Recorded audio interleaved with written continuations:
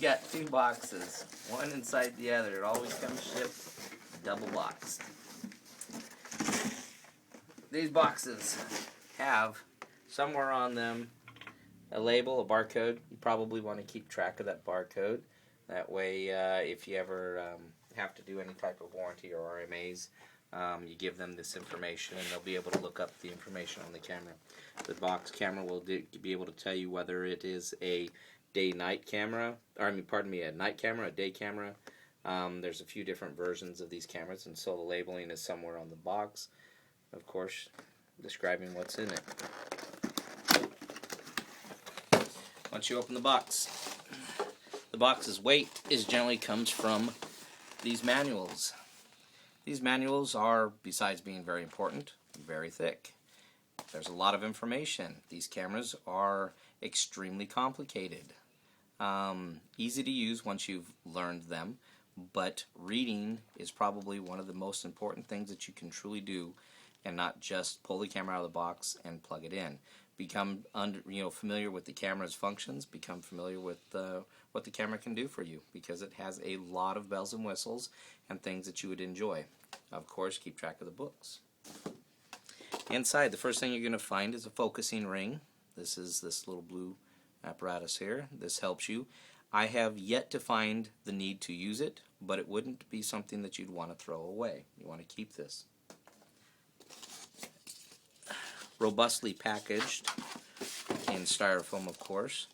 This is your exterior valance or ring that conceals the mounting points for the camera. Of course, a gasket for that, depending on the mounting surface that you may be putting it on. They all come with Allen keys, a package of washers, and mounting equipment for a variety of surfaces. I've rarely found the need to use these, though. These are fairly long and robust, and they're T-heads, but you may want to make sure that you have your own screws that are appropriate for the material that you're placing them in. There's always a secondary Allen key. This one is again for different points of opening up the device. If you needed to replace the SD card and put a new one in there, they come IP66 ready. Means that they're waterproof outside of the box. My personal opinion: leave this on there. Do not remove it until you're ready to use the camera. This protects the lens, and this keeps you from setting it down on the lens, where of course damaging it would be quite costly.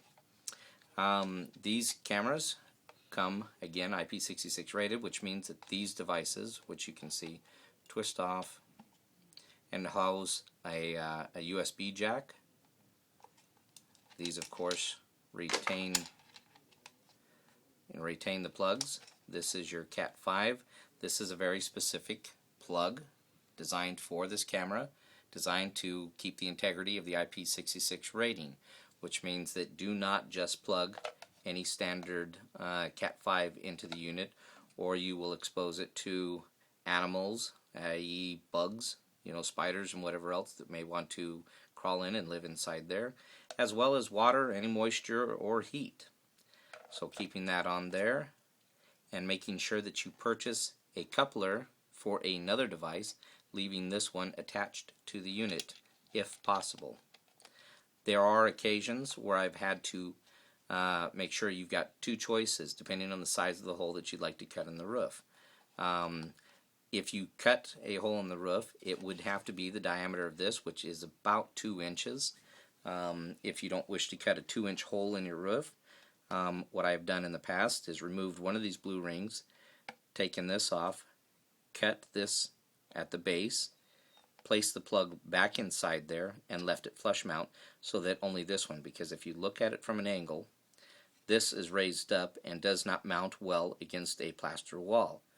Otherwise, you would have to purchase other equipment that Mobotix does sell that stands it off from the roof.